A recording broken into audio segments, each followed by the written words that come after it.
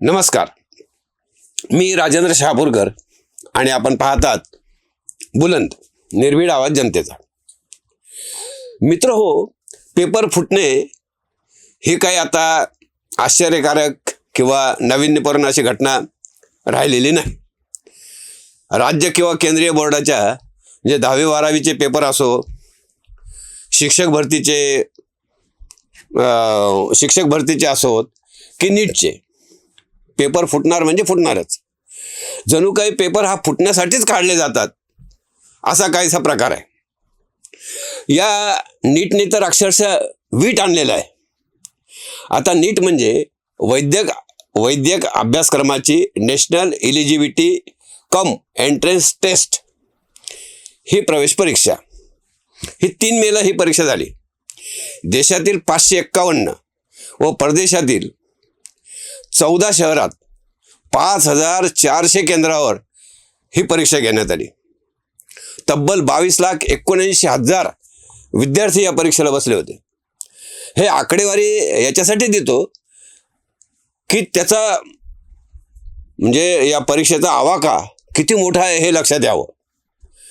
म्हणजे देशातील सुमारे 25 लाख विद्यार्थ्यांच्या भवितव्याबद्दल हे सरकार खेळले आहे.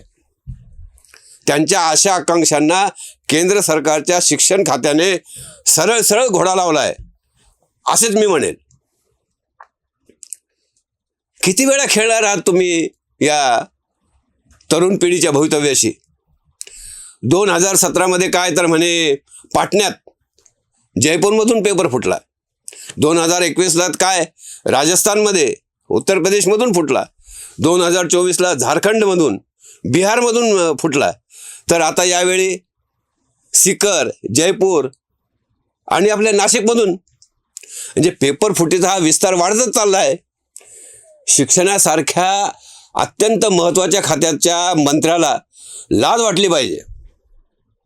मी तर म्हणेल, ज्यावेळी पेपर लीक झाला ना, हे ज्यावेळी या मंत्र्याला समजले त्याचवेळी धर्मेंद्र प्रधान यांनी स्वतः आपल्या खात्याचा राजीनामा द्यायला पाहिजे होते, किंवा माफ करा मी या खात्याच्या लायक नाही आहेत असे कबूल करून त्यांनी राजीनामा द्यायला पाहिजे होता. इतका गोंधळ घालून ठेवला या माणसाने की बस रे बस. तरी या माणसाचं मन भरत नाही. गेंड्याच्या कातडीने सुद्धा लाजावी अशी या धर्मेंद्र प्रधानची कातडी दिसते. मोदी सारख्या पंतप्रधानासमोर अशी काय अडचण आहे हेच कळत नाही. खरं तर इतक्या जे लफडे झाले याचे त्यावेळेला हाकलून द्यायला पाहिजे होते या आधीच. एक 7-8 रुपयाचं डायपर सुद्धा लीक होत नाही हो, आणि या धर्मेंद्र प्रधानाचे पेपर सर्रास लीक होतात. काय अर्थ आहे याचा. त्या UCG मध्ये बाबतही या मंत्र्याच्या ढुंगणाला पत्ता नसतो. आपल्या खात्यात कोण काय करतंय, कोणता संचालक कोणता कायदा काढतोय हे या मंत्र्याला माहीत नसते. अरे बसतो कशाला त्या खुर्चीवर. म्हणजे असं विचारण्याची वेळ या मंत्र्याने आणि त्याला पाठीशी घालणाऱ्या पंतप्रधान नरेंद्र मोदी यांनी आमच्यावर आणलेली आहे. आमच्या 25 लाख मुलांच्या आयुष्याशी खेळणाऱ्यांनो, तुम्हाला द्यायला शिव्याच आहेत आमच्या आज माझ्याकडे. शिव्या नाही द्यायच्या तर काय ओव्या गाऊ मी तुम्हाला. 2024 मध्ये असेच प्रकरण एक उघडकीस आले होते. नीटचेच प्रकरण होते ते. काय झाले त्या प्रकरणात पुढे. पकडले का कुणाला. झाली का शिक्षा एखाद्याला. काय तर म्हणे CBIची चौकशी झाली होती. काय केलं त्या CBIनी. वाळूत मुतले फेसनं पाणी. की त्या आरोपीलाच भाजपमध्ये घेऊन पावन केली की काय. काही समजत नाही व यांचं. काही सांगता येत नाही यांचं. जेव्हा एका पेपर फोड्याच्या स्वार्थासाठी लाखो विद्यार्थ्यांना 2.5 वर्षाच्या तपश्चर्येला मातीत घातले जाते, तेव्हा केवळ परीक्षा रद्द होत नसते हो, एक संपूर्ण पिढीचा या व्यवस्थेवरचा विश्वास संपत असतो. उडून जात असतो विश्वास.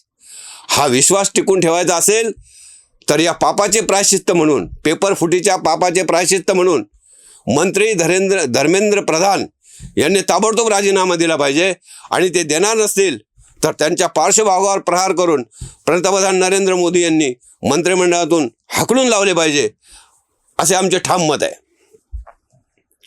आपल्या खात्यावर अजिबात कंट्रोल नसलेला प्रधान असो की कोणी देवेंद्र, त्यांच्याकडून खाते काढूनच घेतले पाहिजे. देवेंद्र फडणवीस आमचे मुख्यमंत्री, यांच्या गृह खात्यात काय चाललेले आहे, काय घंटा कंट्रोल आहे त्यांचा. राज्य मंत्रिमंडळात गृह खात्याचीच लक्तरे रोजच्या रोज वेशीवर टांगले जातात. कधी कोणी बाबा महिलावर अत्याचार करतो, कोणी गावठी अमिताभ हिंदुत्व गांडीत घालतो, कधी लहान पोरीवर काय बोलावं लाज वाटते हो. आणि म्हणतात योगीशी तुलना नका करू माझी, शरद पवारांशी करा, ते चालते. वा रे वा फडणवीस, काय रे बाबा. आता असे मी म्हणालो की लगेच मी भाजप विरोधी. अरे म्हणा, मी काय तुमचे 4 चव्वल खाऊन नाही. हे बघा, गाढवाला गोपाळराव म्हणायची माझी पद्धत नाही. कुणाला काही वाटो, आवडो ना आवडो, तुर्त इतकेच. तुम्हाला काय वाटते कमेंट करा. व्हिडिओ आवडला असेल तर लाईक करा, शेअर करा आणि चॅनल सबस्क्राईब करा. धन्यवाद.